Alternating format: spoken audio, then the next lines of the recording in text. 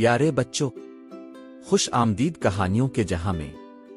اگر آپ کو ہماری کہانیاں پسند آئیں تو لائک، سبسکرائب اور شیئر کرنا نہ بھولیں تاکہ آپ کو اور بھی جادوئی اور سبق آموز کہانیاں ملتی رہیں۔ ایک زمانے کی بات ہے، ایک دور دراز سلطنت میں ایک نیک دل اور بہادر شہزادہ رہتا تھا۔ وہ انصاف پسند تھا اور رعایا سے بے حد محبت کرتا تھا۔ لیکن ایک دن سلطنت پر ایک خوفناک مصیبت نازل ہوئی۔ شہر کے باہر ایک پرانا محل تھا جسے لوگ سانپوں کا محل کہتے تھے، جہاں ہزاروں زہریلے سانپ بستے تھے۔ رات کو وہ سانپ کھیت تباہ کرتے اور لوگوں کو ڈراتے۔ بادشاہ نے اعلان کیا کہ جو اس محل کا راز ختم کرے گا اسے انعام ملے گا، مگر جو بھی سپاہی گیا واپس نہ آیا۔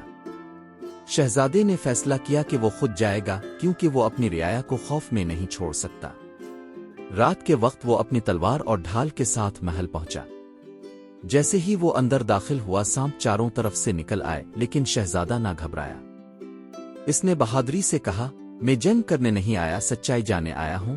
تب ایک بہت بڑا کالا سانپ جس کے سر پر سونے کا تاج تھا نمودار ہوا اور بولا، یہ میرا علاقہ ہے، کوئی انسان زندہ نہیں بچتا۔ مگر شہزادے نے جواب دیا، اگر تم طاقتور ہو تو میں سچائی میں طاقتور ہوں۔ تم چاہو تو مجھے مار دو، لیکن میں اپنی رعایا کو اندھیرے میں نہیں چھوڑوں گا۔ یہ سن کر سانپوں کا راجا حیران رہ گیا اور بولا، ہم اصل میں سانپ نہیں ہیں، ہم ایک جادوگرنی کے قیدی ہیں جس نے ہمیں سانپ بنا دیا ہے۔ اگر کوئی انسان بہادری اور سچائی کے ساتھ ہمارا سامنا کرے تو یہ جادو ٹوٹ سکتا ہے۔